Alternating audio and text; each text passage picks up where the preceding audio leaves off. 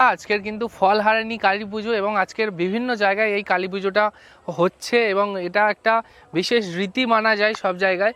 এবং দক্ষিণ চব্বিশ পরগনা জেলায় আমি থাকি, এখানে তো বিভিন্ন জায়গায় আজকের ফলহারিণী কালী পুজো হচ্ছে। এটা একদম গভীর রাতে সম্ভবত পুজোর সেই লগ্ন বা কি বলে আচারটা আছে। আর আজকের দিনে দাঁড়িয়ে আমাদের লক্ষ্মীকান্তপুর বদ্যিপুরে এটা কিন্তু খুবই পুরনো একটা পুজো। এখানে কিন্তু অনেক বছর ধরে মানুষ দূর দূরান্ত থেকে, মানে এখানে যাদের আত্মীয় আছে তারাও দূর দূরান্ত থেকে আসে শুধুমাত্র আজকের এই পুজোর জন্য। তো যেখানে মা রয়েছে, মাকে যেখানে তৈরি করা হয় সেখান থেকে পুজো মণ্ডপের ডিস্টেন্সটা প্রায় কম করে হলে 500-700 মিটার।